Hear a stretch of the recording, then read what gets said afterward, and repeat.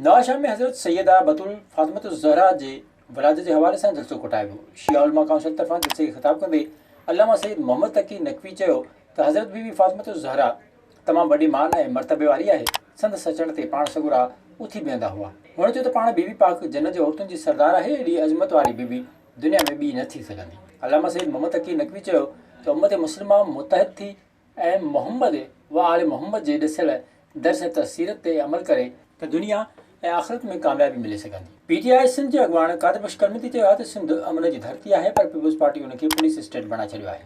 घारे में press conference कंदे कादिर बख्श करमती चयो त हू पुलिस पारां रमज़ान समय जे क़तल जी मज़म्मत कनि था। अहिड़ो अमल साबित करे थो त ठटे खे पुलिस स्टेट बणायो वियो आहे। हुन चयो त आईजी सिंध जी बदिली सूबे जे माण्हुनि लाइ हिकु वधीक हानिकार साबित थींदी।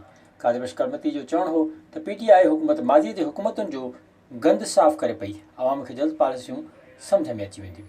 वारे में सिविल जज मुख़्तलिफ़ स्कूलनि ते छापा हणी हाज़िरी चेक कई। सिविल जज 1 ज़मीर हुसैन चांडे मुख़्तलिफ़ स्कूलनि जा औचतो दौरा करे उस्तादनि समेत शागिर्दनि जी हाज़िरी जो जाइज़ो वरितो।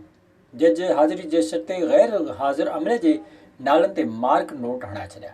सिविल जज 1 ज़मीर हुसैन चांडे सख़्त कार्ड जो इज़हार कंदे टीओ मेल प्राइमरी खे 2 ॾींहंनि अंदरि कोर्ट में पेश करण जो हुकुम ॾिनो। कंबर में ॻोठाणनि पारां पुलिस जी नाइंसाफ़ी ख़िलाफ़ एहतिजाज कयो वियो। ॻोठ चांगो जे रहवासियुनि अली दोस्त ऐं फतेह अली दीनारी चयो त संदनि चङे मुड़ुस ग़ुलाम यासीन दीनारी ऐं संदसि पुटनि इरफ़ान ऐं आरिफ़ मथां भुट्टा बिरादरी जी नारी राणी जे अॻवा जो कूड़ो केस कयो वियो आहे। हुननि चयो त पुलिस भुट्टा बिरादरी जी वंगार बंदि खेनि तंग करे पई।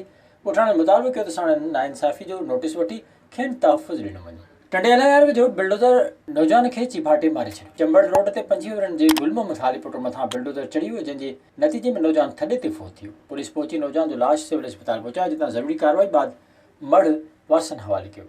नौजवान जो लाश ॻोठ गोलो हाले पुट पहुचण ते घर में कोहराम मची वियो। विज़िट कयो अवामी आवाज़ मीडिया ग्रुप जी वेबसाइट awamiawaz.pk